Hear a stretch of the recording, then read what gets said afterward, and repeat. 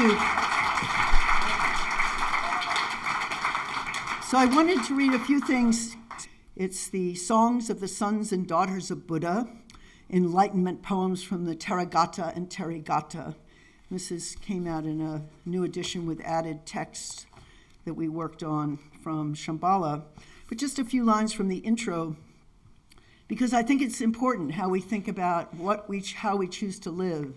And there's, of course, Thoreau's famous line, "I went to the woods because I wanted to live deliberately." Deliberately.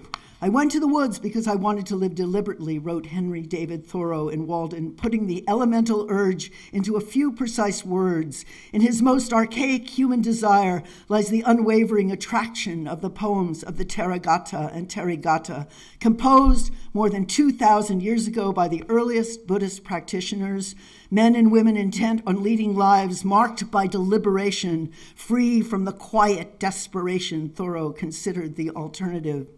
In every civilization that has left evidence of itself, at least since the end of the last ice age, one finds people to whom the impulse comes to live simply, meeting each day with deliberation, concerned with minimal possessions of only the most necessary sort, to pass the time in reflection, unharried by the rounds of buying and selling, undistracted by entertainments, to live out life on one of those frontiers, spiritual or geographic or both, where philosophy and poetry seem the only languages big enough to accommodate the adventure.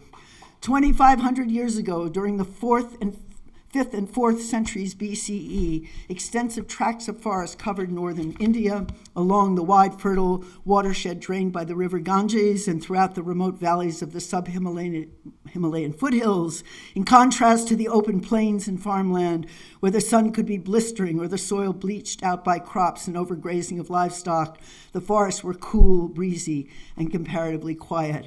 And this was a time of restlessness for many people, a burgeoning merchant class drawing on the region's natural resources, gems, metals, botanicals, and wildlife, and trading widely through the South Asian subcontinent, helped build thronging legendary cities across the Indo-Gangetic plain. Cosmopolitan life offered unprecedented opportunity for people who migrated into the cities. Yet a recognizable urban malaise had set in. It was the old problem of an expanding economy, new modes of production, unstable human relationships, a dissatisfaction with the old gods, and the confusion of values that comes with these changes. The long-standing Varna Ashrama system of Brahmanism, founded on caste hierarchies and rigid expectations regarding an individual's duties, had propped up a ruling elite and was developing a stink of antiquity and irrelevance. So it goes on in that way, but I wanted to give it a little bit of context. So these poems were gathered from an oral tradition at the when they were putting together the Pali Canon in about, what was the date, like 80, I think, BCE, and then there were the Teri, who were the men, and the women were, the Teri were the women, and the Tera were the men. So we were able to work on these two, drawing on many more of these poems, but finding ones that felt the most sort of connected and relevant to our time without trying to give it the stink of, contemporary poetry. What would it be? So this is Mahakala Speaks.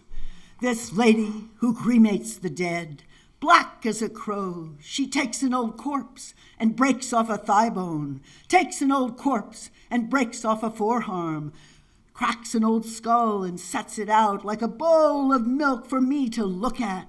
Witless brain, don't you get it? Whatever you do just ends up here. Get finished with karma, finished with rebirth. No more bones of mine on the slag heap. And these are some of the other guys. Songs of the Little Hut. This is Godika speaking.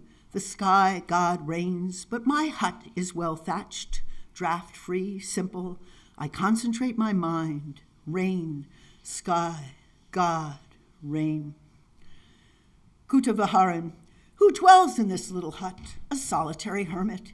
He's shed desire, he keeps a sharp mind. Oh, his little hut was not built in vain.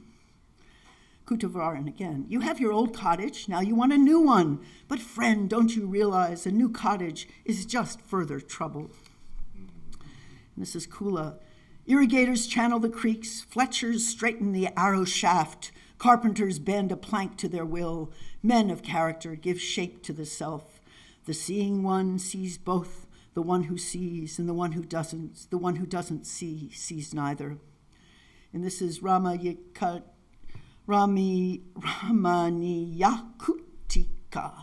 My little hut pleases me. I have no need for women. Let them take their fine clothes and trouble somewhere else. I mean, I love this has Kerouac in it for me. I mean, just being out in the little huts, you know how it is. Okay, so a couple of the women's. This is Sumangala's mother. A big problem for a lot of the women who left their lives, and some of them were older. They were, seeking a very different alternative from the grouchy mother-in-law and the problematic husband and so on. So this is Sumangala speaking. Sumangala's mother was the wife of a weaver of straw hats. I'm free from kitchen drudgery, no longer a slave among dirty cooking pots. My pot smelled like an old water snake, and I'm through with my brutal husband and his tiresome sunshades. I purge lust with a sizzling sound. Pop, oh happiness, meditate upon this as happiness. And there's Siha. She thought of suicide, but gave it up, singing. Distracted, too passionate, dumb about the way things work. I was stung and tossed by memories, haunted, you could say. I went on like this, wandering for 7 years, thin, pale, desperate, nothing to hold me. And taking a rope, I went to the woods. Hanging is better than this low life. The noose was strong. I tied it to the branch of a tree, flung it round my neck, when suddenly, look, it snapped. Not my neck, my heart was free. These are some of the oldest poems by women that we know of. So they were collected oral, and passed on for several hundred years and then finally written down. So it's a very exciting tradition and a lot of fun to enter that zone.